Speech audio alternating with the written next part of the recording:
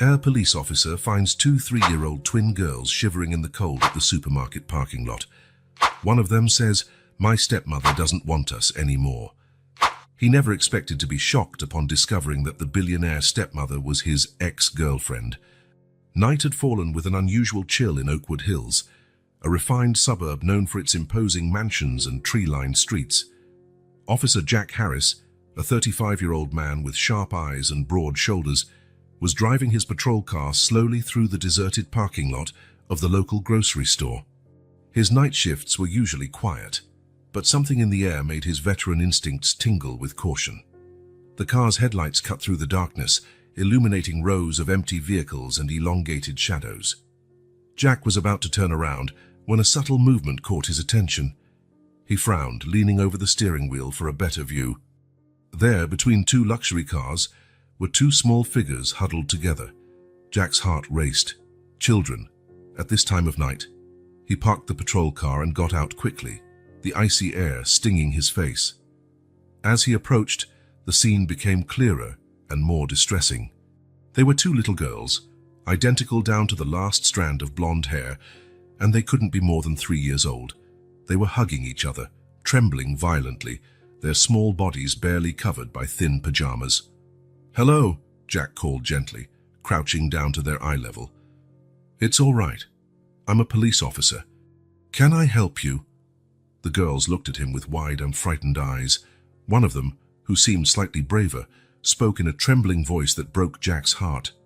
"Our stepmother doesn't want us anymore." The phrase hung in the cold air, carrying a weight no child should ever bear. Jack felt a surge of anger and compassion welling up inside him. Who could abandon two little children on a night like this?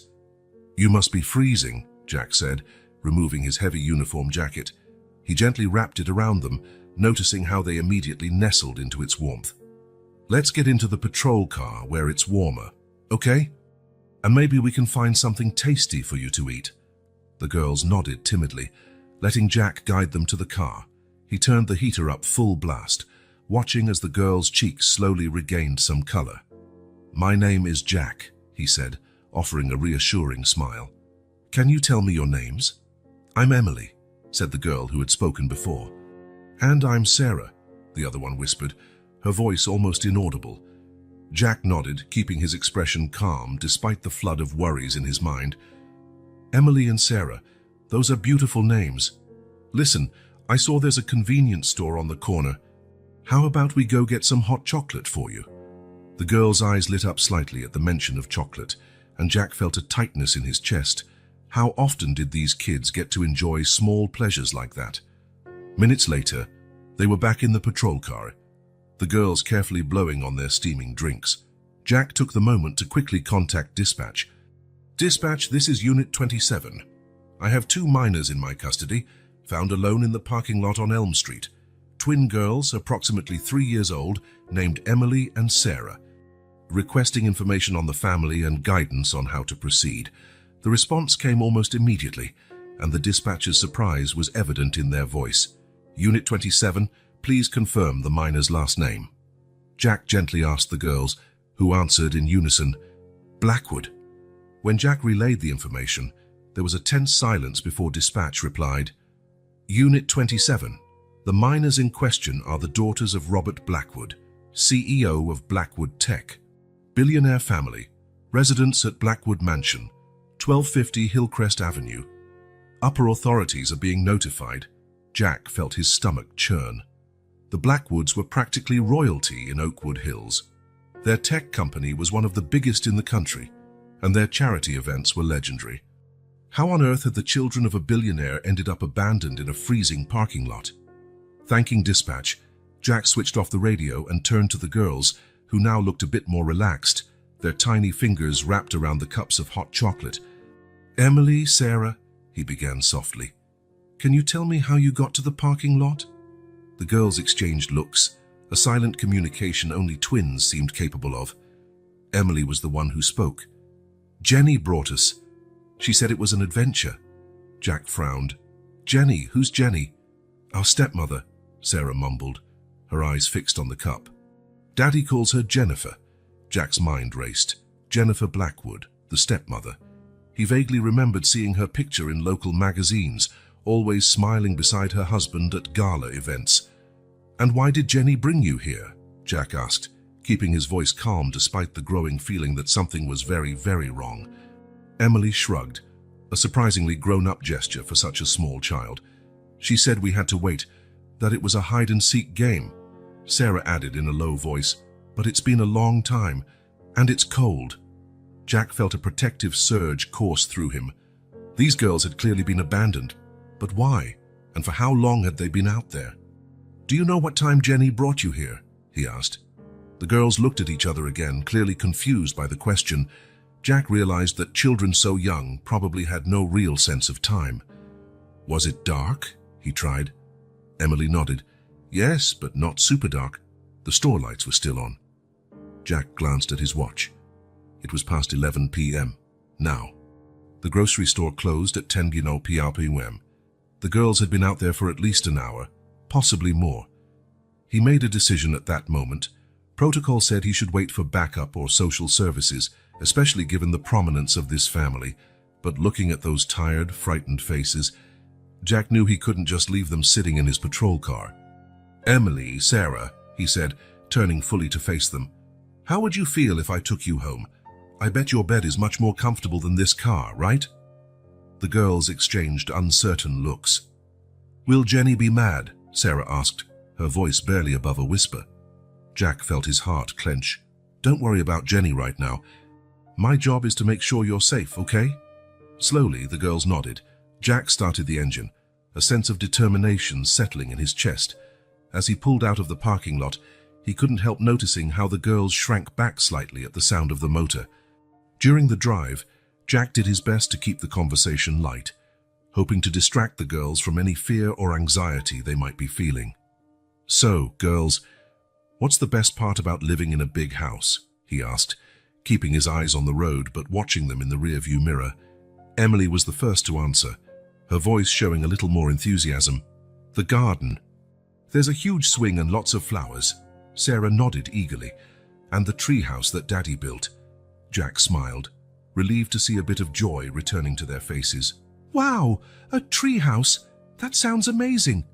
Do you spend a lot of time there?" The excitement on the girls' faces dimmed a bit. "Not as much now," Emily said. "Jenny doesn't like it when we make noise out there." Jack frowned but kept his tone casual. "Oh, really? And what do you like to do inside the house then?" Sarah spoke up this time. "We like to draw, but we have to stay quiet in our room." The conversation continued like this, with Jack asking seemingly innocent questions and the girls answering. Bit by bit, a concerning picture formed in the officer's mind. The girls spoke of a life of material luxury, fancy toys, pretty clothes, delicious food. But there was a noticeable absence of warmth and affection in their descriptions.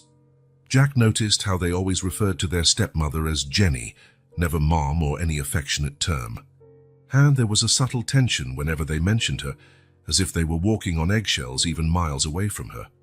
As they neared the more affluent area of Oakwood Hills, Jack couldn't help but notice inconsistencies in the girls' stories. In one moment, Emily said Jenny took them out every weekend. In the next, Sarah mentioned they hadn't left the house in weeks because Jenny didn't like how noisy they were in the car. These contradictions set off alarm bells in Jack's experienced mind. He had dealt with child neglect cases before, but never in such a privileged setting. It was disconcerting to think that even amid such wealth, 2 small children could be suffering. Driving through the tree-lined streets, passing increasingly imposing mansions, Jack couldn't help reflecting on past cases. Usually, neglect came hand in hand with poverty, addiction, lack of resources. But here, what could lead someone with every resource in the world to abandon 2 little girls in a cold parking lot? The obvious answer, that someone might simply be cruel, was hard to swallow. Jack always tried to see the best in people, to believe there was an explanation or mitigating circumstance, but looking at Emily and Sarah in the rearview mirror, watching them lean against each other for comfort, it was hard to imagine any justification for what had happened that night. Finally, they turned onto a private street, and Jack felt his breath catch. At the end of the road rose the Blackwood mansion in all its grandeur. It was an imposing building, a blend of classic and modern architecture with enormous windows that glowed softly in the night. Meticulously maintained gardens stretched in every direction, dotted with fountains and statues. As he approached the ornate gates, Jack felt a growing apprehension settle in his stomach. Something told him that what was about to happen would change the course of many lives, not just Emily and Sarah's, but his own. "We're here, girls," he said softly, stopping in front of the gates. Emily and Sarah looked out the window, and Jack noticed a mix of relief and apprehension on their faces. They were home, yes, but it was a home that apparently brought them as much comfort as it did fear. While waiting for the gates to open, Jack made a silent promise to himself and to those two innocent little girls. He would get to the bottom of this, no matter how powerful the Blackwood family was. Because no child, rich or poor, deserved what Emily and Sarah seemed to be going through. With a gentle creak, the gates began to open, and Jack guided the patrol car up the long driveway. The road ahead was uncertain, but he was determined to protect those girls, whatever the cost. Jack parked the police cruiser in front of the imposing entrance to Blackwood Mansion. The engine fell silent, leaving only the soft sound of the night breeze and the breathing of the two little girls in the back seat. He turned to Emily and Sarah, offering a reassuring smile. "We're here, girls. Let's go inside and sort this out, okay?" The twins nodded silently, their big eyes reflecting a mix of relief and apprehension. Jack stepped out of the car and opened the back door, helping the girls down. They immediately stuck close to each other, hands intertwined as if drawing strength from one another's presence. Jack climbed the marble steps that led to the main door, the girls right behind him. His finger hovered for a moment before pressing the doorbell. The melodic chime echoed inside the mansion, and Jack felt a strange tension gathering in his shoulders. Seconds that felt like an eternity passed before the door's handle moved. The heavy wooden door swung open, revealing an elegant woman in a silk robe. Jack's world seemed to freeze the instant his eyes met hers. A shock of recognition hit him like lightning. "Jennifer." The word slipped from his lips before he could hold it back. The woman in front of him, Jennifer Blackwood, the girl's stepmother, was someone Jack knew very well. Or at least, he thought he had. 10 years ago, she'd been Jennifer Collins, his college girlfriend, the first love he'd believed was forever. Jennifer, for her part, visibly paled. Her eyes, once warm in Jack's memory, now looked cold and calculating. "Jack?"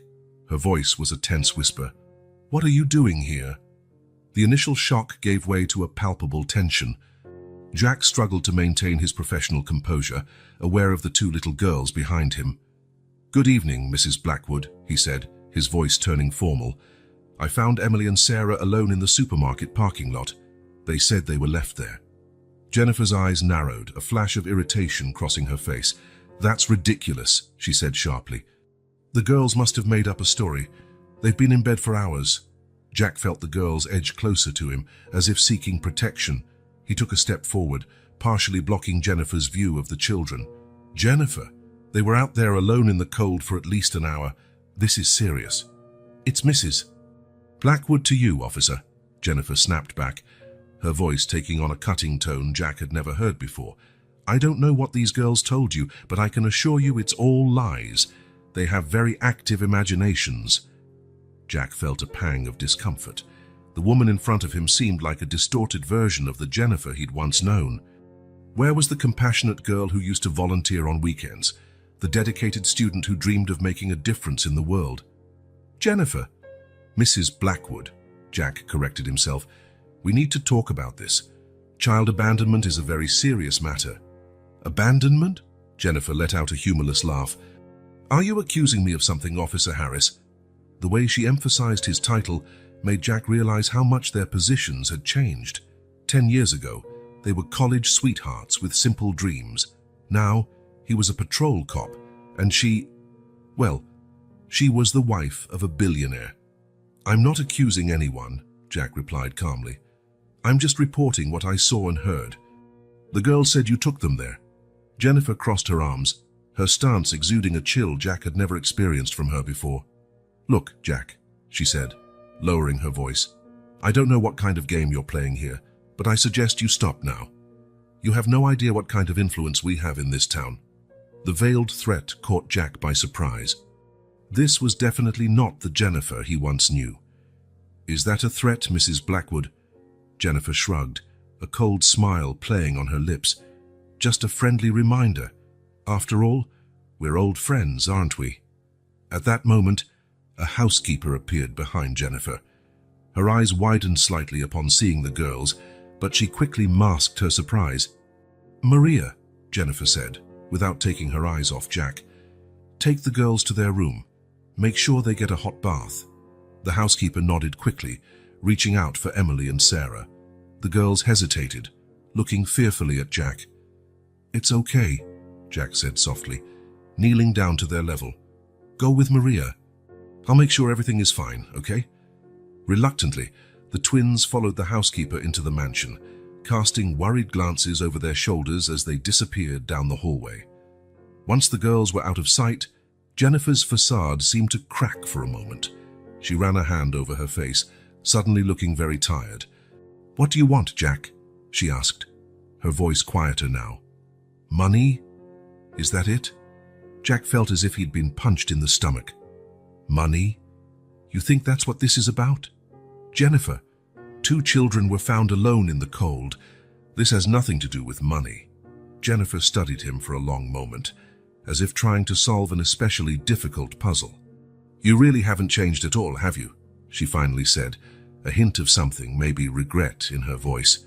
"Still the same Jack, always trying to save the world."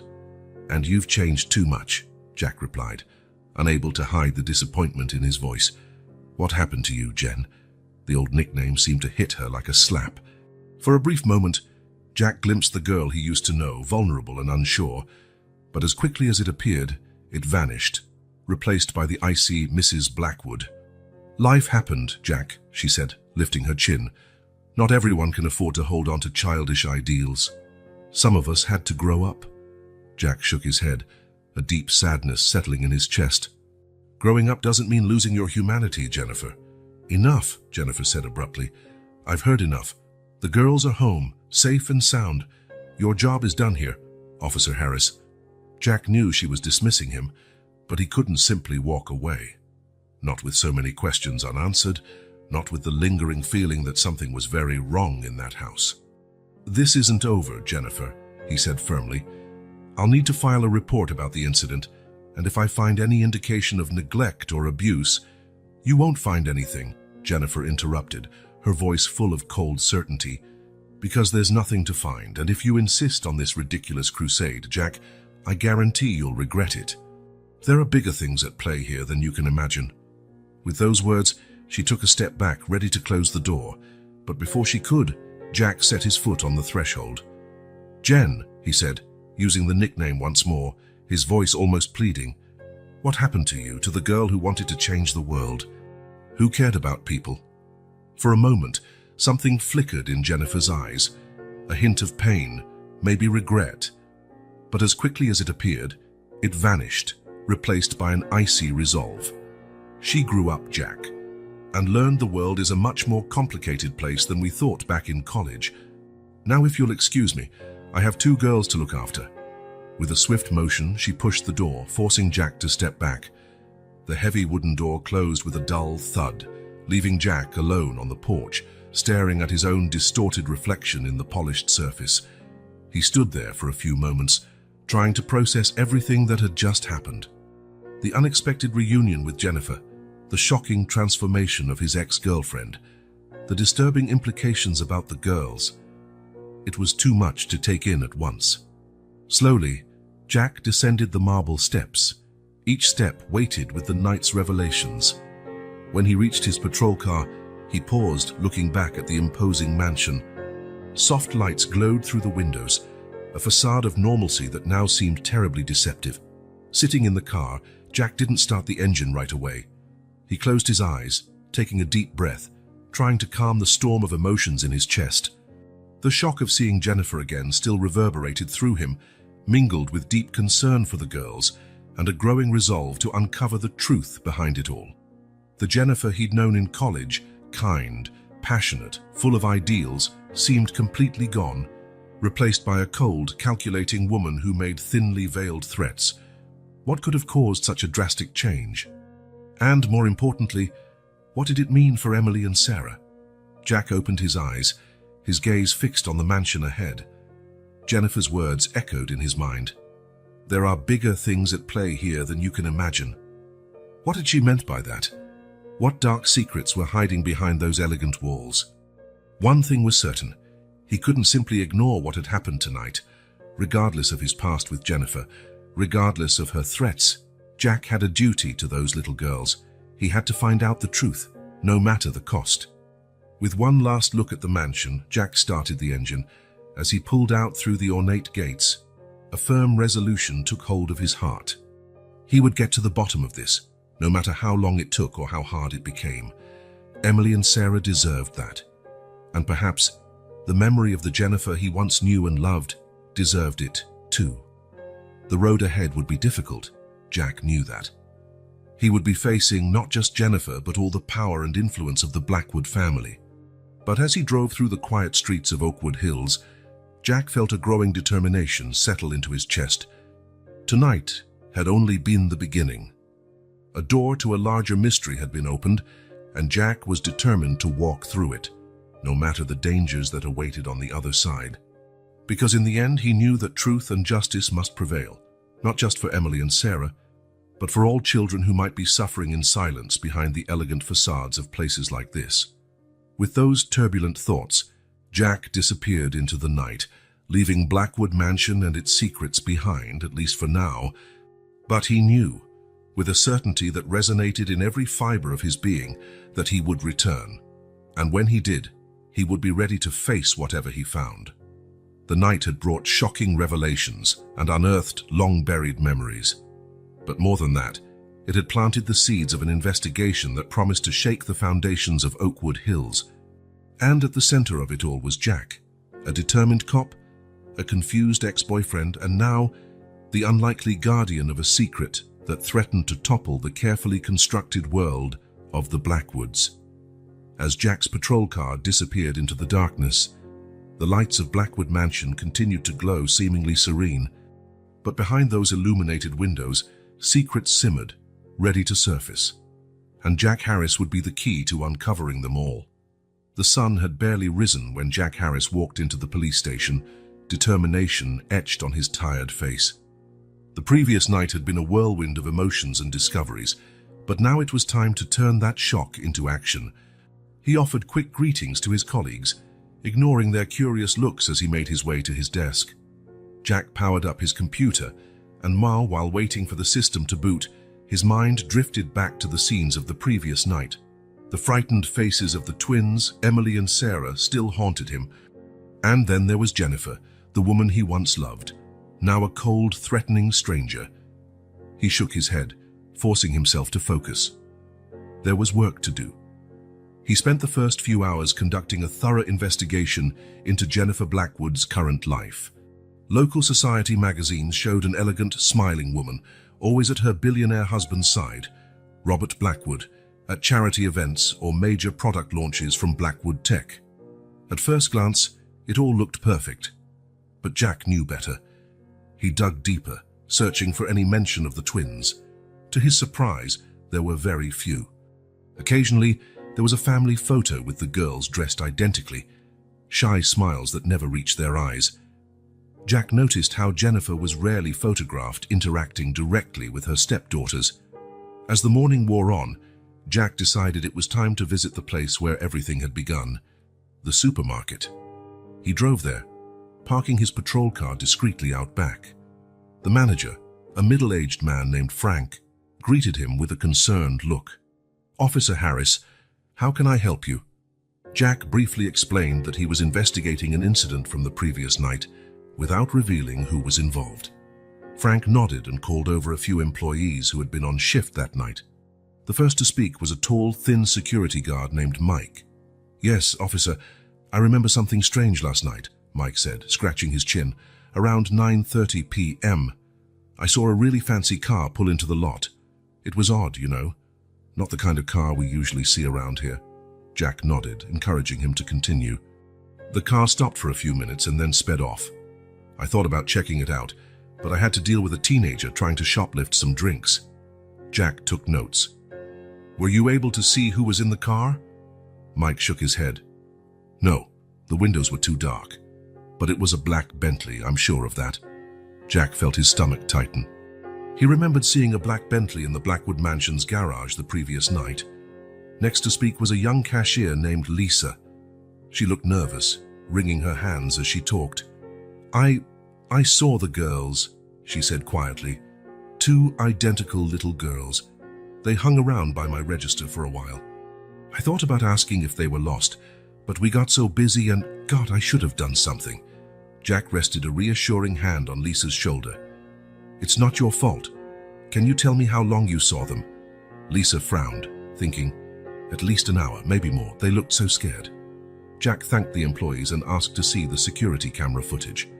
Frank led him to a small back room lined with monitors showing different areas of the store. Heart pounding, Jack watched the videos from the previous night. At 9:27 p.m., a black Bentley entered the parking lot. At 9:29, 2 small figures exited the car. Then at 9:30, the car left. Jack asked for the angle showing the driver. The quality wasn't great, but there was no doubt. It was Jennifer. Her face was tense, almost frightened, as she looked around briefly before driving off. The subsequent footage showed Emily and Sarah wandering around the supermarket, clearly lost and scared. Jack felt a surge of anger seeing the girls shivering from the cold, clinging to each other for comfort. Thanking Frank, Jack left the store with his head spinning. He had visual proof that Jennifer had dropped the girls off. But why? What would make a woman abandon 2 small children in the cold? Back at the police station, Jack began to build a detailed timeline of events. He noted multiple inconsistencies. Jennifer claimed the girls were in bed, but the cameras showed her dropping them off at the supermarket. The time the girls spent alone was longer than initially estimated. Jennifer's behavior on camera didn't look like someone carrying out a well-thought plan, but rather someone acting under pressure. The more Jack looked at the facts, the more he became convinced there was something bigger going on. He decided it was time to dig deeper into Jennifer's recent behavior. Using his contacts, Jack managed to track down some former employees of the Blackwood Mansion. The first person he interviewed was a former nanny named Maria Rodriguez. Maria met him at a discreet cafe, away from the upscale neighborhoods. She appeared nervous, her eyes darting to the door every few seconds. Ms. Rodriguez, thank you for meeting me, Jack began gently. Can you tell me about your time working for the Blackwoods? Maria hesitated briefly before speaking. The girls, they're angels, so sweet, so kind. But Mrs. Blackwood, she wasn't a good mother to them. Jack leaned forward, interested. How so? She was cold, Maria explained, her voice low. I never saw her hug the girls, never heard a word of affection. It was like the children were an inconvenience to her. Jack felt a knot in his stomach. This didn't sound anything like the Jennifer he used to know. Can you give me specific examples? Maria nodded sadly. Once, Emily got sick. High fever, poor thing. Mrs. Blackwood wouldn't even see her. Said I should handle it and not bother her. Who does that to a sick child? Jack took thorough notes, his heart heavy. And Mr. Blackwood? How was he with the girls? Oh, he loved them, Maria said, a small smile flickering across her face. When he was home, he spent all his time with them, but he traveled a lot, and when he was away... What happened when he was away? Jack prompted gently. Maria hesitated again. Mrs. Blackwood. She changed. She became more irritable, colder. The girls were afraid of her. Jack thanked Maria for her time, promising to keep her identity confidential. As she left, he couldn't stop thinking about the Jennifer he'd known in college, a young woman passionate about children who spoke excitedly about becoming a teacher and making a difference. How could she have turned into this distant, unfeeling person? Next on Jack's list was a former driver named Thomas Green. They met at a quiet bar on the outskirts of town. Thomas was a burly man with calloused hands that gripped Jack's firmly. Officer Harris, I hear you're asking questions about the Blackwoods. Jack nodded, ordering 2 beers. I'm investigating an incident involving the twins. Any information you can provide would be helpful. Thomas took a long swig of his beer before speaking. I've worked for a lot of wealthy families over the years, but the Blackwoods, there was something off about that place. How so? The fights, Thomas said, lowering his voice. Mr. and Mrs. Blackwood argued a lot, especially about the girls. Jack leaned forward, intrigued. What kind of arguments? Mrs. Blackwood, she wanted to send the girls away. Boarding schools, summer camps, anything to keep them out of the house. Mr. Blackwood always said no, but the fights got more heated every time. Jack took more notes. Did you hear anything specific in those fights? Thomas frowned, thinking back. Once, I heard Mrs. Blackwood say something like, "They're ruining everything." I didn't catch the context, but she sounded furious. Thanking Thomas, Jack left the bar with even more questions than before. The picture that was forming was deeply disturbing, to say the least. Back at the station, Jack decided to look into the girls' school records. What he found baffled him. In the last 2 years, Emily and Sarah had changed schools 4 times. Each change coincided with a period when Robert Blackwood was traveling on business. Why would anyone move such young children from school to school so often? Jack murmured to himself, rubbing his tired eyes. His next stop was the local hospital. Using his authority as a police officer, Jack accessed Emily and Sarah's medical records. What he found made his blood run cold. There were several reports of routine checkups, but what caught Jack's attention were the pediatrician's notes. Phrases like delayed emotional development, signs of anxiety, and possible emotional neglect appeared repeatedly. One particular report disturbed him deeply. It was from a child psychologist who had examined the girls 6 months earlier. Emily and Sarah Blackwood exhibit clear signs of emotional stress. They demonstrate excessive attachment to each other, possibly as a coping mechanism in an emotionally cold home environment. Strongly recommend regular psychological support and a thorough evaluation of the family setting. Jack closed the file, feeling nauseous. How could this have gone unnoticed for so long? How could children from such a prominent family be suffering like this, right under everyone's nose? The discrepancy between the Jennifer he once knew and the woman he was discovering was almost impossible to reconcile. He remembered a young woman who loved children, who talked excitedly about teaching and helping kids. How could she have become someone capable of treating them, her own stepdaughters, with such coldness? Determined to get to the bottom of it, Jack decided to take the next step in his investigation. He knew it was risky, possibly illegal, but he saw no other option. Using his contacts in the police, he gained access to the Blackwood family's financial records. What he uncovered astonished him. Over the past 18 months, Jennifer had made a series of large transfers to offshore accounts. The sums were astronomical, adding up to millions of dollars. Why would she need so much money hidden away? Jack wondered, frowning at the computer screen. Digging further, Jack found something even more unsettling. There were numerous emails exchanged between Jennifer and a school in Switzerland, an exclusive and extremely expensive boarding institution. The emails discussed the possible enrollment of Emily and Sarah for the upcoming school year. She really is planning on sending them away, Jack muttered, feeling a mix of anger and disbelief. Diving deeper into the records, Jack noted a pattern in Robert Blackwood's schedule. The billionaire spent long periods out of the country, sometimes months at a time, leaving Jennifer as the main, and often sole, caregiver of the girls. As the puzzle pieces began to fit together, Jack felt a chill run down his spine. There was something bigger going on here, something beyond simple neglect or emotional coldness. The large sums of money, the plans to ship the girls off, the increasing isolation, it all pointed to a calculated scheme. But what was Jennifer's endgame?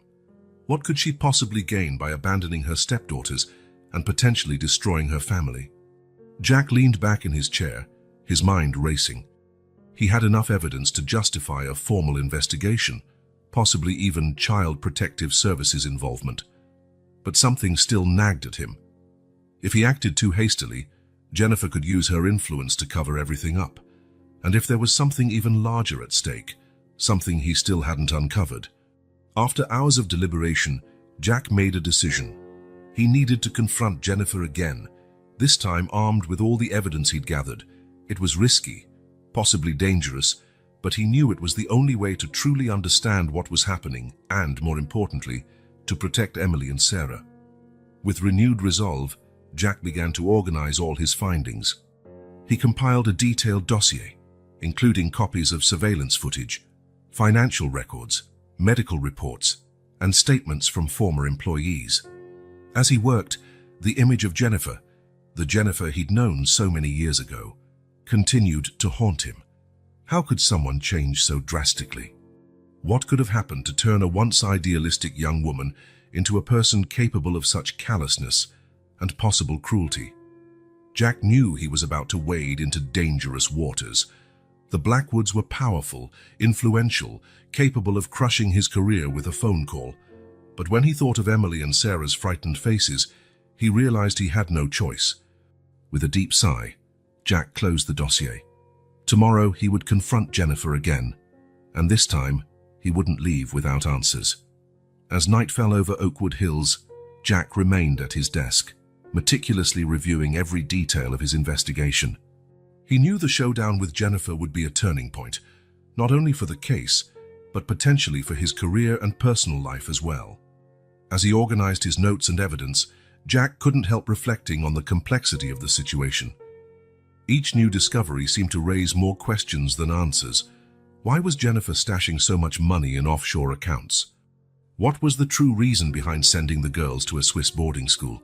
And perhaps the most disturbing question of all, what had happened to turn Jennifer into someone capable of these actions? Jack knew he was about to stir up a hornet's nest.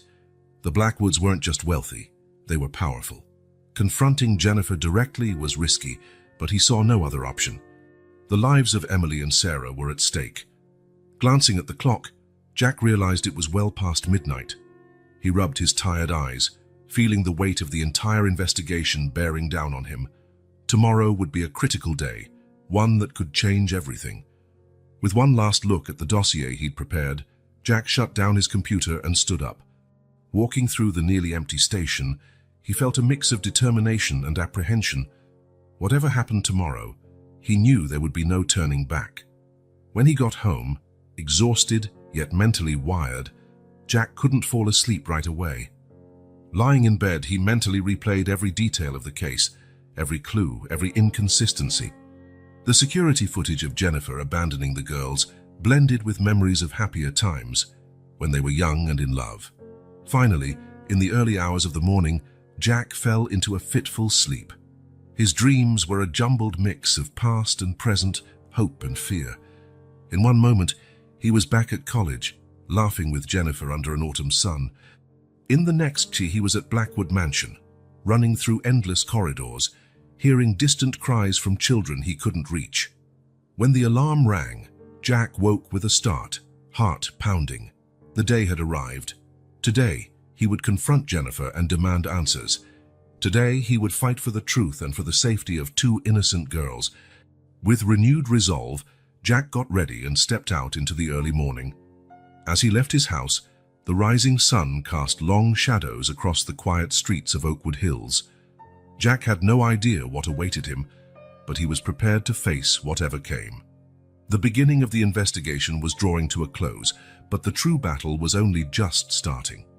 With every step toward Blackwood Mansion, Jack was moving closer not just to a confrontation with Jennifer, but to revelations that could shake the foundations of everything he thought he knew.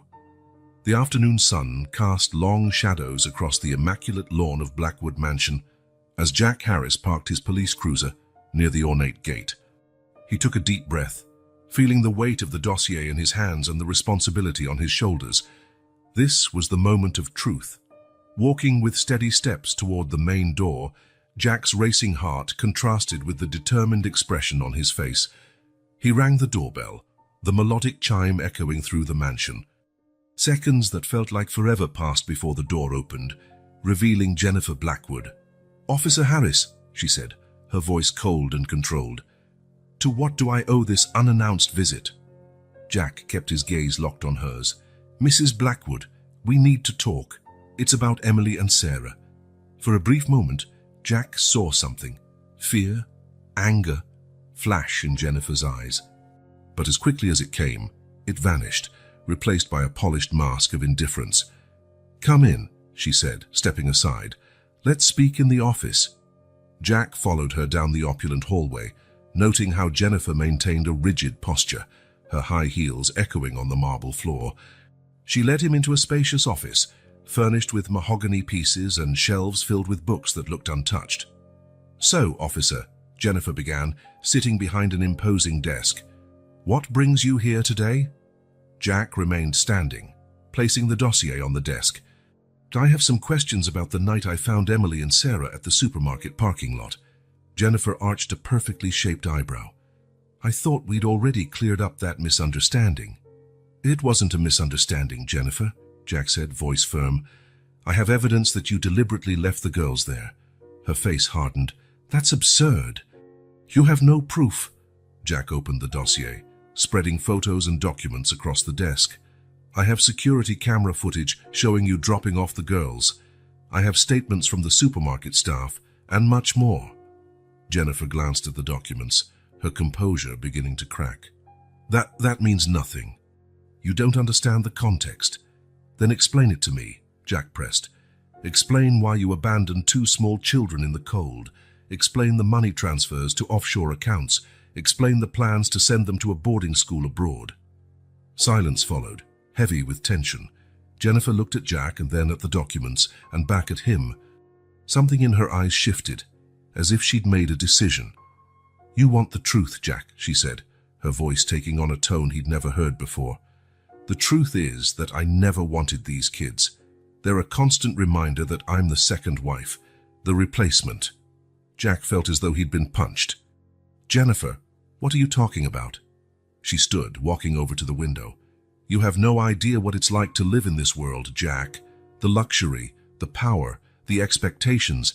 It's intoxicating. And I'm not going to let 2 brats ruin everything I've worked for." "Worked for?" Jack repeated, incredulous. "You married a billionaire." Jennifer turned, her eyes shining with cold ambition. "And you think that was easy?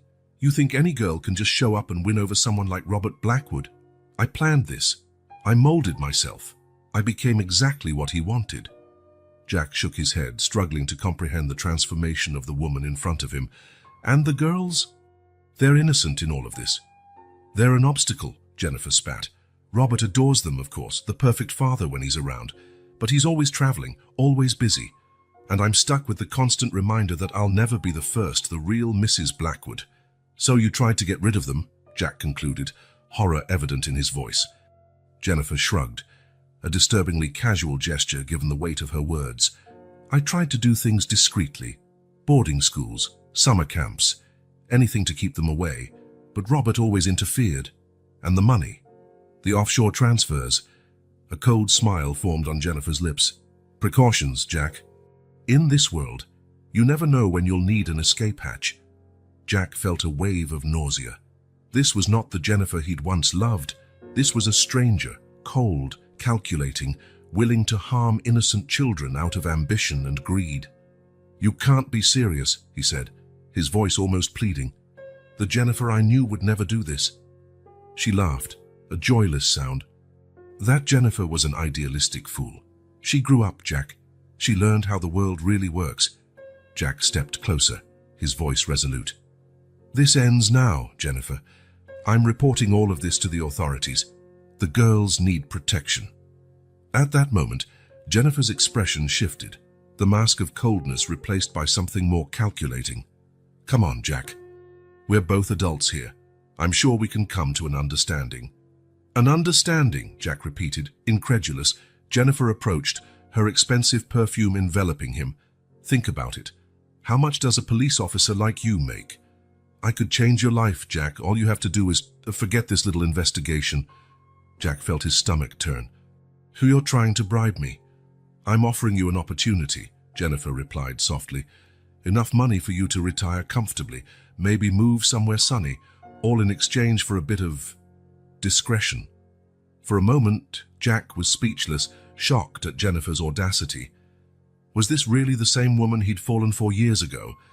The transformation was so complete, so shocking, that he could hardly believe it.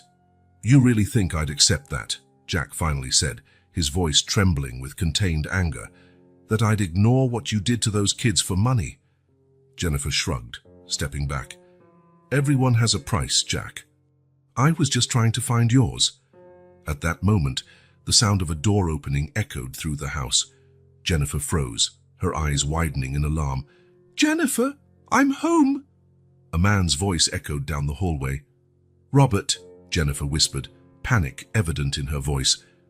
"He wasn't supposed to be here." Footsteps approached the office, and seconds later Robert Blackwood entered the room.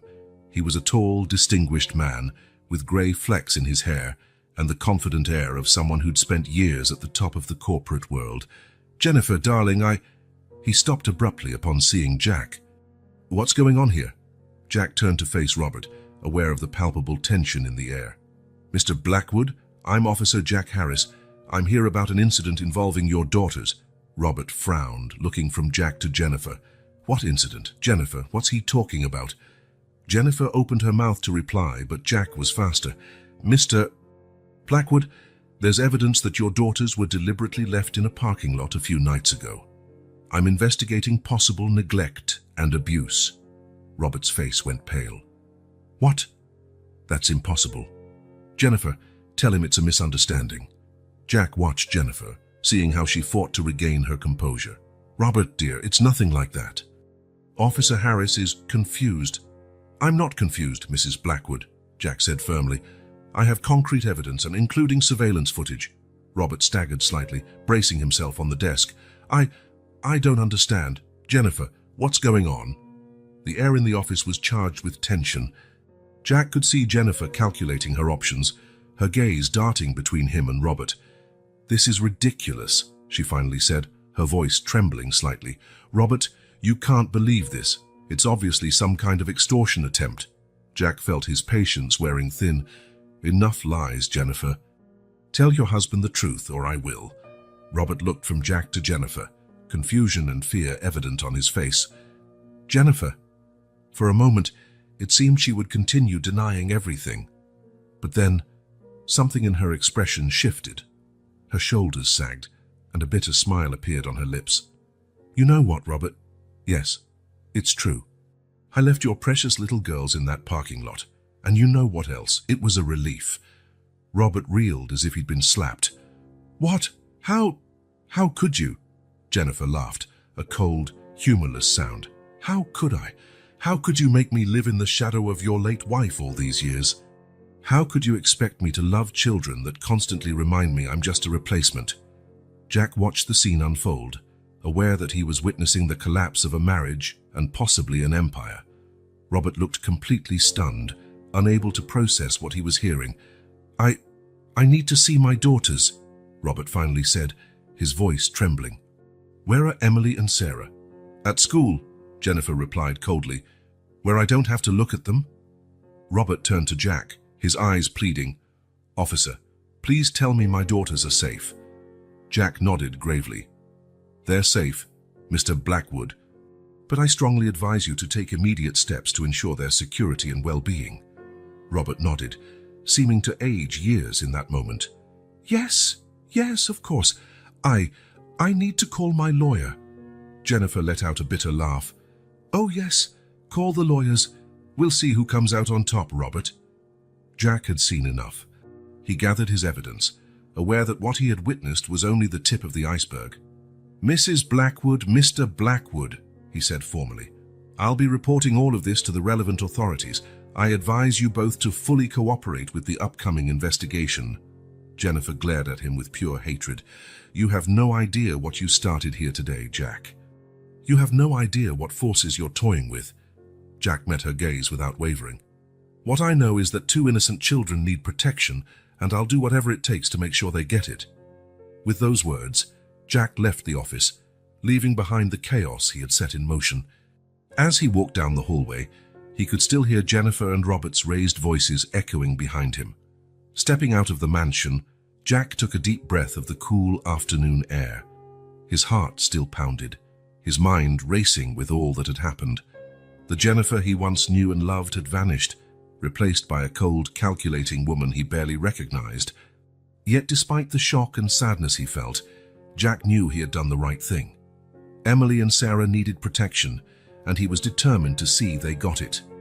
Driving back to the police station, Jack knew the road ahead would be difficult. There would be investigations, possibly a trial, certainly media attention.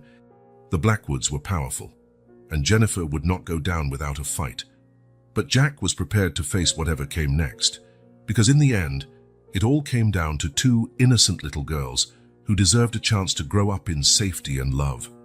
And he would do everything in his power to give them that chance. The sun began to set as Jack reached the police station, bathing the city in a golden glow. It was the end of a day that had changed many lives, including his own. But it was also the start of a new journey, a journey in pursuit of justice and the protection of those who couldn't protect themselves. With renewed determination, Jack walked into the station. There was much work to be done, and he was ready to face whatever the future held. Dawn broke with a palpable sense of urgency. Jack Harris arrived at the police station before sunrise, determined to act quickly to protect Emily and Sarah. His first phone call was to Child Protective Services, CPS. "This is Officer Jack Harris," he said, the moment they picked up. "I have an urgent case involving possible neglect and emotional abuse of two minors." Jack spent the next hour detailing his discoveries to Sarah Johnson, an experienced social worker. He shared the evidence of the supermarket abandonment, the suspicious financial records, and the disturbing accounts of former staff at Blackwood Mansion. "This is very serious, Officer Harris," Sarah said, her tone grave. "I'll open an official investigation immediately.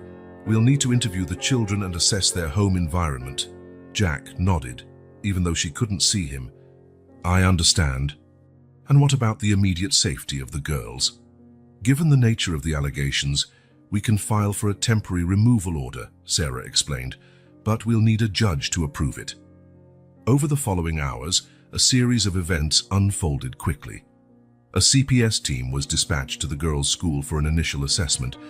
Simultaneously, an emergency petition was filed with the local family court. Jack worked tirelessly with the social workers, providing all the information he'd collected. He was determined not to let a single detail slip, knowing every piece of evidence could be crucial in ensuring the girls' safety. Meanwhile, at Blackwood Mansion, the situation was deteriorating rapidly. Upon learning of the official investigation, Jennifer swung between panicked rage and desperate denials. She alternated between legal threats and pleas of innocence. Robert Blackwood, who had initially refused to believe the allegations against his wife, began to see the reality of the situation. The evidence Jack presented and Jennifer's volatile reaction were opening his eyes to a truth he might have ignored for too long. "I can't believe I was so blind," Robert muttered to himself, watching Jennifer shout at her lawyer over the phone. Anticipating that Jennifer might attempt something drastic, Jack arranged discreet surveillance of the mansion. Two plainclothes officers were positioned in an unmarked car a safe distance away, ready to intervene if necessary. By afternoon, the judge granted a temporary removal of custody. Emily and Sarah would be placed in emergency foster care until a more thorough investigation could be conducted. Jack was present when the girls were taken from school. His heart clenched at the fear and confusion on their faces. "Hi, Emily, Sarah," he said gently, crouching down to their eye level. "Do you remember me?" The twins nodded timidly. "You're the officer who helped us," Emily said softly. Jack smiled, trying to reassure them. "That's right, I'm here to help again. You'll be staying with a really nice family for a little while, okay? Just until we figure some things out." Sarah, the social worker, explained the situation as gently as possible. Despite her efforts, it was clear the children were scared and confused. As the girls were led away, Jack couldn't help but feel a mix of relief and concern. He knew he'd done the right thing, but he also knew the road ahead would be difficult for everyone involved. Back at the station, Jack received an enraged phone call from Jennifer. "You have no idea what you've done," she hissed into the phone. "I will destroy you, Jack. By the time I'm finished, you'll wish you never meddled in my family's affairs." Jack stayed calm, though a chill ran down his spine. He knew Jennifer was dangerous, especially now that she felt cornered. The next few weeks promised to be intense. There would be interviews, psychological evaluations, court hearings. Jack knew he would be at the center of it all, walking a line between his duty as an officer and his personal desire to see justice served. As night fell over Oakwood Hills, Jack looked out his office window, thinking of Emily and Sarah. He hoped that despite the trauma and confusion, they would finally get the love and safety they deserved. The path ahead would be long and hard, but Jack was determined to see it through to the end. For Emily, for Sarah, and for all children who needed someone to stand up for them. It was an exceptionally dark night when Jack's radio crackled with urgency. "All units, we have an alert at Blackwood Mansion. Suspected attempt to flee with minors." Jack's heart pounded. He'd feared something like this might happen. Without hesitation, he hit the siren and sped toward the mansion, praying he'd arrive in time. Meanwhile, inside Blackwood Mansion, Jennifer moved stealthily through the dark corridors. Emily and Sarah, still groggy and confused, were led by her with a firm grip. "Come on, girls," Jennifer whispered, a mix of urgency and anger in her tone. "We're going on a trip." The twins exchanged anxious glances but didn't dare question her. Their fear of Jennifer was deeply ingrained. Jack arrived at the gates just as a luxury car was attempting to leave. He blocked the exit with his cruiser, jumping out with his weapon drawn. "Stop the vehicle right now, Jennifer," he shouted. The car screeched to a halt and Jennifer stepped out, dragging the girls with her. Her eyes blazed with a mixture of rage and desperation. "Get out of my way, Jack," she hissed. "You have no idea what you're doing." Jack held his ground, striving for calm despite the tension in the air. "It's over, Jennifer." "Let the girls go," Jennifer laughed, a cold, humorless sound. "Over? This is far from over." She pulled the girls closer, using them as a shield. "Do you really think you can stop me? I'm a Blackwood. I have more power than you could ever dream of." The girls trembled, their wide, frightened eyes fixed on Jack, silently begging for help. "Think about what you're doing," Jack said, voice firm but gentle. "You're scaring the children. This will only make things worse for you." For a moment, it seemed Jennifer might reconsider, but then her face twisted with fury. "You ruined everything, Jack, my perfect life, my future, all because of these little brats." At that moment, headlights illuminated the scene. Robert Blackwood emerged from his car, shock and horror registering on his face as he took in what was happening. "Jennifer, what is this?" he asked, voice trembling. Jennifer turned to face him, still gripping the girls. "Oh, hello, dear. You arrived just in time to watch everything fall apart." Robert took a step closer, hands extended in a gesture of peace. "Jennifer, please let the girls go. We can talk about this." "Talk?" Jennifer screamed.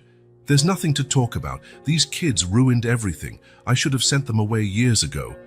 Robert paled, finally seeing his wife's true colors. "My God, Jennifer, what happened to you?" Taking advantage of the distraction, Emily and Sarah managed to slip from Jennifer's grasp. In the blink of an eye, they ran toward Jack, clinging to his legs for protection. Jennifer let out a cry of rage, lunging toward Jack and the girls, but before she could reach them, Robert grabbed her, holding her tightly. "Enough, Jennifer," he shouted. "It's over." At that moment, several police cars arrived, their lights flashing in the darkness. Officers jumped out, quickly taking control of the situation. Jennifer was detained, still screaming threats as she was placed in the squad car. "This isn't over. You'll all regret this, every one of you." Jack knelt down, hugging Emily and Sarah, who sobbed softly. "It's okay now," he murmured. "You're safe." Robert watched the scene, looking utterly lost. He approached Jack and the girls hesitantly. I'm sorry," he said, voice thick with emotion. "I had no idea. How could I have been so blind?" Jack looked at him with a mix of compassion and firmness.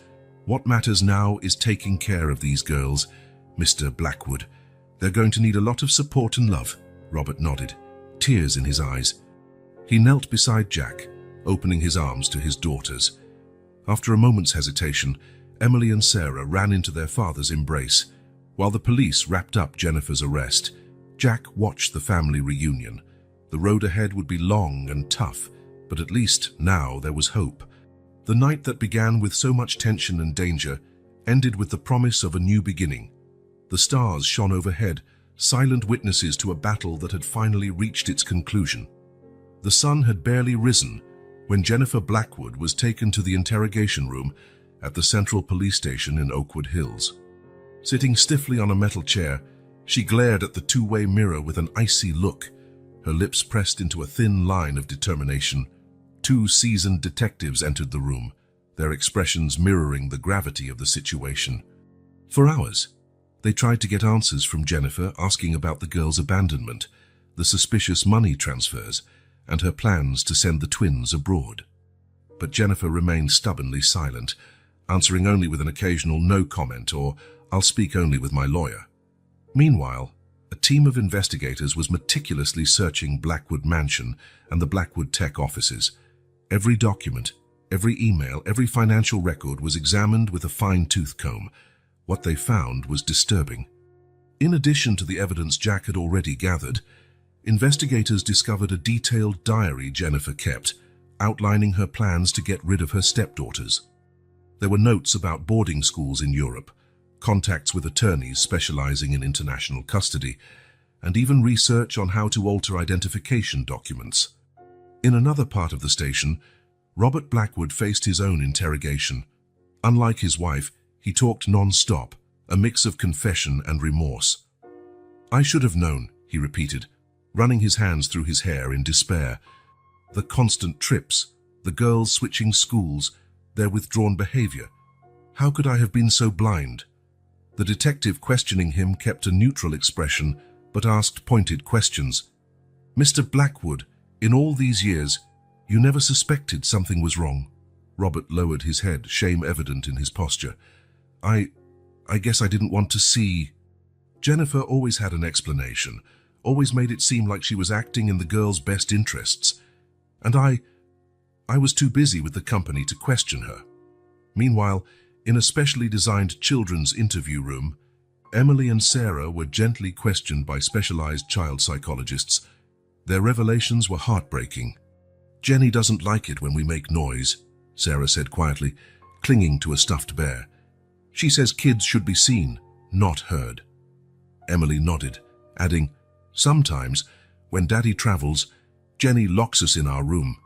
She says it's a game, but it's not fun." The specialists exchanged worried glances. The pattern of emotional abuse and neglect was becoming painfully clear. In the midst of this storm of revelations, Jack Harris worked relentlessly, handing over every shred of evidence he'd gathered during his investigation. His detailed reports, security footage, and witness statements now formed the backbone of the case against Jennifer Blackwood. News of the scandal leaked to the press almost immediately. Within hours, the story was on every newspaper front page and TV channel. Billionaire's wife accused of abandoning stepdaughters, Blackwood family scandal, neglect and abuse. The dark side of the fairy tale, the fall of Mrs. Blackwood. Reporters gathered outside the police station and Blackwood Mansion, desperate for any scraps of information. Speculation ran wild, with experts brought in to comment on everything from child psychology to the implications for the Blackwood tech empire. Finally, the day of the preliminary hearing arrived. The courtroom was packed with journalists, onlookers, and prominent local figures all vying for a seat to watch the drama unfold. Jennifer entered the courtroom with her head held high, her immaculate Chanel suit clashing with the handcuffs on her wrists. She scanned the room, her gaze lingering briefly on Jack, seated in the front row, and on Robert, who looked like he'd aged decades in just a few weeks. The judge opened the proceedings, and the prosecutor began to lay out the case against Jennifer. The evidence was overwhelming. The supermarket abandonment, the suspicious financial records, the ex-employee's testimony, and the unsettling accounts from Emily and Sarah themselves. Jennifer remained impassive through it all, her face a mask of indifference. But when it was time for her defense to speak, something unexpected happened. Jennifer stood abruptly, ignoring her lawyer's urgent whispers. "Your Honor," she said, her voice clear and firm, "I would like to make a statement." A murmur ran through the courtroom. The judge, after a moment's hesitation, nodded. "Proceed, Mrs. Blackwood." Jennifer took a deep breath, then spoke words that shocked everyone. "My maiden name is Jennifer Collins. 15 years ago, my father, Thomas Collins owned Collins Innovations, a promising tech company. We had a comfortable life, and I was about to start college with a bright future. She paused, locking eyes with Robert, who stared at her in growing confusion. But then, Jennifer continued, bitterness creeping into her voice, Robert Blackwood stepped in. With his aggressive business tactics and insatiable thirst for power, he orchestrated a hostile takeover of my father's company. It wasn't just a deal, it was a calculated destruction. Robert paled, clearly recalling the business deal. My father lost everything, Jennifer went on, her voice trembling slightly. Our home, our savings, everything. He fell into a deep depression and never fully recovered. And I had to give up my dreams, working low-paying jobs to help support our family. The courtroom was silent, every eye on Jennifer. That's when I decided, she said, her tone cold and calculating once more. Robert Blackwood had destroyed my family from the inside out. I would do the same to him. I spent years reinventing myself, molding myself to be exactly the kind of woman who would catch the eye of a recently widowed billionaire. Audible gasps rippled through the room. Robert looked as though he might faint. Our marriage, a farce, every smile, every affectionate gesture, all part of my plan. I intended to destroy Robert Blackwood the same way he destroyed my father, from the inside, ruin his reputation, drive him apart from his daughters, and eventually leave him with nothing, just as he left my family. Jennifer then turned her gaze directly to Jack. Abandoning the girls at the supermarket, that was calculated. I knew someone would eventually find them. It was supposed to be the beginning of the end, the first step in tarnishing Robert Blackwood's perfect image. The courtroom was in shock. Jack felt as though the ground had fallen away beneath his feet. Robert Blackwood had slumped in his seat, clearly overwhelmed by the revelation. My final plan, Jennifer continued, voice almost a whisper, was to take the girls far away to a place where Robert would never find them. He'd be left without his precious heirs, his reputation in tatters, his empire collapsing around him, exactly like my father was. She paused, glancing around the courtroom. I don't regret what I did. The only thing I regret is getting caught before I could finish my revenge. With those final words, Jennifer sat down, leaving stunned silence in her wake. The judge, visibly shaken, called for a 1-hour recess, allowing everyone time to process what they'd just heard. As people filtered out of the courtroom, Jack wrestled with a storm of emotions. Shock, anger, sadness, and a hint of guilt for not realizing sooner the true nature of Jennifer's scheme. Robert Blackwood looked like a broken man. He stared into space, Jennifer's words clearly echoing in his mind. The weight of his own past actions, now coming back to haunt him in a way he never imagined, was etched into every line of his aged face. Reporters in the courtroom could barely contain their excitement. This wasn't just a child neglect scandal in a rich family. It was a drama of revenge, betrayal, and far-reaching consequences that spanned more than a decade. During the recess, frantic whispers filled the courthouse corridors. Theories were exchanged, opinions formed and reformed. The Blackwood case, already sensational, had become far more complex and shocking than anyone could have anticipated. When the judge finally called everyone back, the tension and anticipation were palpable. What would happen next? How could the justice system handle such a tangled, emotionally charged case? One thing was certain. The truth revealed that day would forever change the lives of everyone involved, with repercussions felt far beyond the courthouse walls. Jack Harris sat at his desk in the police station, surrounded by stacks of documents and old records. After Jennifer's shocking courtroom revelation, he knew he had to dig deeper to unravel the past that had led to this tragic situation. Starting with Jennifer's father's name, Thomas Collins, Jack scoured old newspaper archives, business records, and financial reports. The story that emerged was heartbreaking. 15 years ago, Collins Innovations was a promising tech startup. Thomas Collins, a brilliant engineer with multiple patents, had built the company from scratch. Financial reports showed steady growth and optimistic projections. Then Robert Blackwood entered the scene. Jack found a series of articles detailing the hostile takeover of Collins Innovations by Blackwood Tech. Robert's tactics were aggressive and, in some cases, borderline unethical. He exploited a loophole in investment contracts, pressured suppliers to break deals with Collins, and even spread rumors about the company's financial stability. Within months, Collins Innovations went bankrupt. Thomas Collins lost everything: his company, his home, his savings. One particularly painful article described him leaving the building of his former company, carrying a box of personal belongings, the empty look of a defeated man. Jack uncovered medical records showing Thomas Collins had been hospitalized for severe depression just weeks after the bankruptcy. He never returned to the tech industry. Confronted with these facts, Robert Blackwood looked like a man on the verge of collapse. I didn't know," he murmured, rubbing his tired eyes. "It was just business. I never thought about the families behind the companies I acquired." Jennifer, for her part, shared more details of her revenge plot during subsequent interviews. She described how she spent years studying Robert, learning his tastes, habits, and weaknesses. "I became the perfect woman for him," she said, a cold smile on her lips. "Every gesture, every word, was calculated to make him fall for me." She spoke of how she planned to use the girls in her vendetta. They were innocent, of course, but they were Robert's weak point.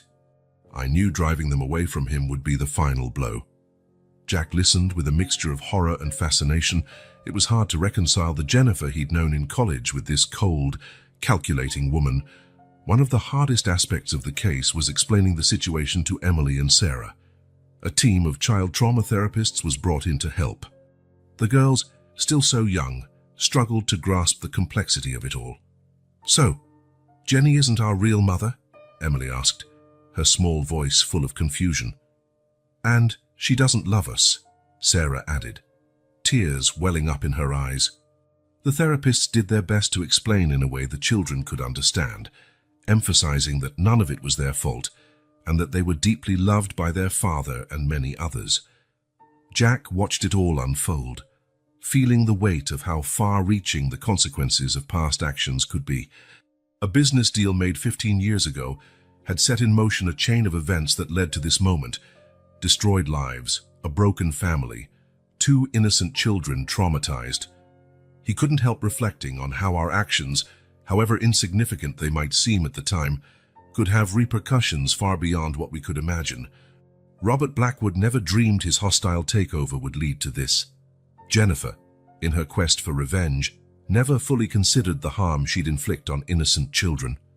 As the case continued to unfold, Jack knew there would be more revelations and ramifications.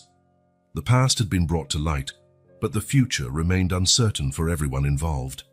The courtroom was packed on the day Jennifer Blackwood formally faced the charges against her.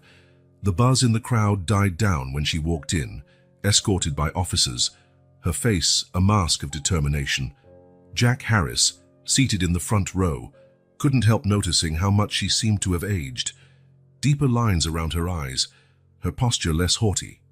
The prosecutor presented the case with ruthless efficiency, detailing every accusation: child neglect, abandonment, fraud, attempted kidnapping. The evidence was overwhelming, each piece meticulously gathered by Jack and his team. But when Jennifer's defense attorney rose, the atmosphere shifted noticeably. He didn't try to deny her actions. Instead, he painted a vivid picture of a young woman traumatized by her family's downfall, consumed by a desire for justice that turned into an obsessive quest for vengeance. "Ladies and gentlemen of the jury," he said, his voice echoing in the silent courtroom, "we are not here to deny Mrs. Blackwood's actions. We are here to understand them, to see how a chain of events, set in motion 15 years ago, led us to this tragic moment." He went on to detail the collapse of the Collins family, Thomas Collins's emotional breakdown, and the years of struggle and privation that followed. Jennifer sat rigidly beside him, eyes downcast, but Jack could see her shoulders tremble slightly. "Mrs. Blackwood does not seek absolution," the lawyer concluded. "She seeks understanding and perhaps a chance at redemption." When Jennifer finally spoke, her voice was low but steady. "I know what I did was wrong," she said, addressing the jury directly. "But at the time it felt like the only way to get justice. I was wrong, and I'm prepared to face the consequences of my actions." The judge listened intently, his face betraying a mix of severity and empathy. When he pronounced the sentence, it carried a balance of punishment and acknowledgement of her trauma. Jennifer received 10 years in prison, with the possibility of parole after 5, and was ordered to undergo intensive therapy. As Jennifer was led away, her eyes met Jack's for a brief moment. In that glance, he saw a complicated mix of emotions: regret, resignation, and, surprisingly, a glimmer of the warmth he once knew. Across town, in the now quiet Blackwood mansion, Robert Blackwood faced his own judgment, not in a court of law, but in the mirror of his conscience. The revelations of recent weeks had shaken him to his core, forcing him to re-examine every decision, every tactic that had brought him to the top. Seated in his office, surrounded by trophies and acknowledgements that now felt hollow, Robert flipped through old financial reports, contracts, and emails. Each document told a story of relentless ambition, of victories won at the cost of others' suffering. "How could I have been so blind?" he muttered, recalling the image of Thomas Collins leaving his office building for the last time. It was then that Robert made a decision. Picking up the phone, he called his assistant. "Cancel all my appointments for the next few weeks," he ordered, "and get in touch with our legal team. We have a lot of work to do." Over the following weeks, Blackwood Tech underwent a transformation. Robert, though drastically reducing his working hours, initiated a thorough audit of the company's acquisitions and business practices over the past 20 years. Every questionable deal, every aggressive tactic was scrutinized and reassessed.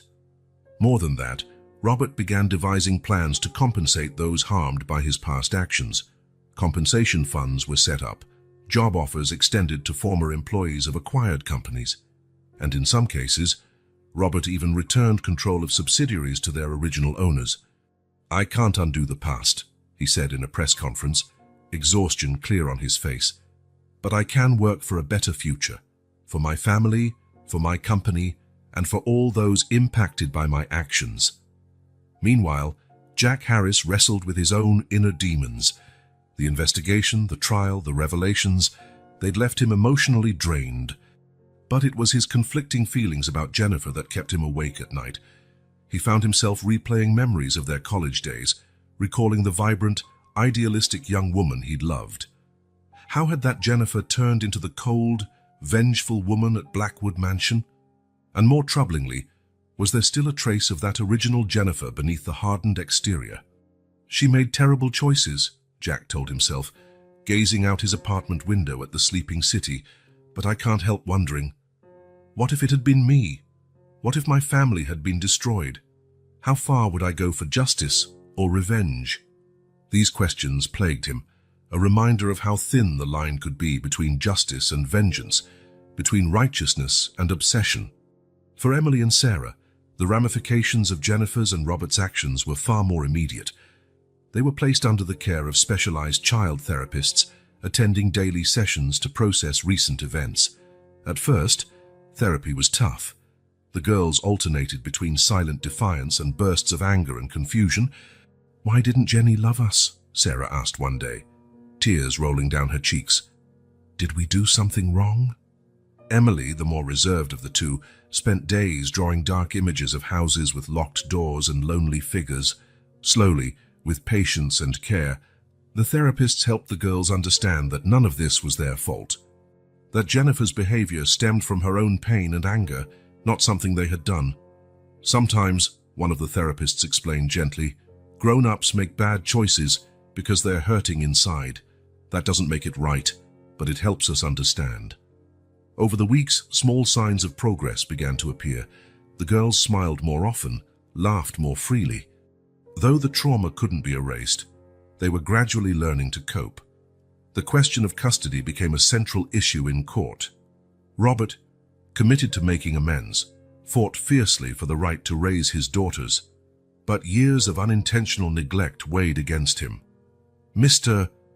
Blackwood," the judge said during a hearing, "while we acknowledge your recent efforts to redeem yourself, we cannot ignore the fact that your prolonged absence contributed to the environment that allowed this abuse to occur." In the end, Robert was granted custody of the girls, but under strict supervision. He was ordered to attend parenting classes, continue family therapy with the girls, and undergo regular evaluations by social workers. "I'll do whatever it takes," Robert said, tears in his eyes, hugging Emily and Sarah after the ruling. "You two are the most important things in my life now. I promise I'll never neglect you again." As the Blackwood case unfolded, it seized the nation's attention. Talk shows, opinion columns, and social media lit up with debates about the issues raised by the trial. Some argued that Jennifer was a victim as much as a villain, her thirst for revenge fueled by a genuine injustice. Others condemned her outright, insisting that nothing excused abusing innocent children. Robert's role was also hotly debated.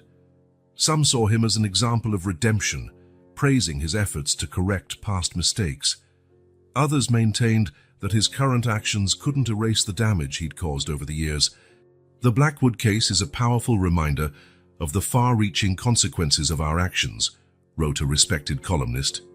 It forces us to question the true cost of corporate success and the destructive power of revenge. Child welfare advocacy groups used the case to call for tighter oversight of wealthy and influential families. "Money and power cannot shield one from charges of neglect or abuse," one spokesperson argued. The case also sparked discussions about corporate accountability. Several large companies, perhaps fearing similar scrutiny, announced reviews of their merger practices and compensation programs for employees affected by past acquisitions. In the midst of it all, Jack Harris continued his work, more aware than ever of the impact his choices could have. Every case he investigated, every decision he made, was now filtered through the lessons he'd learned from the Blackwood saga. "We never truly know the full repercussions of our actions," he reflected one day, watching the streets of Oakwood Hills through his patrol car window. "But that doesn't absolve us of the responsibility to try to do the right thing, even when it's hard." As the media frenzy around the case began to subside, a sense of change lingered in the air. For Robert, it marked the start of a journey toward redemption and reconnection with his daughters. For Jennifer, it was a time of reflection and perhaps eventual regret behind bars. For Emily and Sarah, it was the beginning of a long healing process. And for Jack, it was a constant reminder of the complexity of human nature, the fragility of relationships, and the lasting power of decisions made long ago. The Blackwood case had ended, but its reverberations would be felt for a long time to come. It was a story of pain, revenge, and redemption that had touched many lives and, perhaps, changed some forever. 6 months had passed since the tumultuous trial that had shaken the Blackwoods and all of Oakwood Hills. The mansion, once a symbol of opulence and power, now exuded a different atmosphere, warmer, more alive. Robert Blackwood, once known for his commanding presence in corporate boardrooms, could now be regularly spotted at the gates of the local elementary school, eagerly waiting for Emily and Sarah. His immaculate suits had given way to more casual attire, and the intense gaze of a business magnate had softened into the gentle smile of a devoted father. "How was school today, girls?" asked Robert, kneeling down to hug his daughters. Emily, always the chattier one, started animatedly talking about her science project, while Sarah shyly showed him a drawing she had made. Robert listened attentively, asking questions and praising their efforts. This everyday scene was a testimony to the profound shift in his priorities. Back at the mansion, the afternoon routine played out in a completely different way than it had 6 months ago. Robert sat at the kitchen table, helping the girls with their homework. His phone, once an extension of his hand, lay silent in a corner. "Dad, can you help me with this math problem?" Sarah asked, frowning at her notebook. Robert smiled, pulling his chair closer. "Of course, my sweetheart. Let's figure it out together." Friday nights, once reserved for business dinners and social events, were now dedicated to planning weekend adventures. A map lay spread out on the living room table, with Emily and Sarah poring over it, eyes gleaming with excitement. "How about a camping trip at this lake?" Robert suggested, pointing to a spot on the map. "We can fish, make campfires, and tell scary stories." The girls enthusiastically agreed, already imagining the fun they'd have. These trips had become a sacred ritual for the family, an opportunity to create new memories and strengthen the bonds that had once been so fragile. Evenings at Blackwood Mansion now included a new tradition. Robert, sitting on the edge of his daughter's beds, a storybook in his hands, softly filled their bedroom with tales of magic and adventure. And they all lived happily ever after, Robert concluded, closing the book. He leaned down to kiss each daughter on the forehead. "Good night, my princesses." "Good night, Dad," Emily and Sarah replied in unison, their eyes already heavy with sleep. Robert lingered for a moment, watching them drift off, overwhelmed by the love he felt. "How did I almost lose this?" he thought, a lump forming in his throat. Twice a week, the Blackwood family could be seen walking into Dr. Martinez's office for family therapy. These sessions, initially challenging and emotionally draining, became a pillar in their journey toward healing.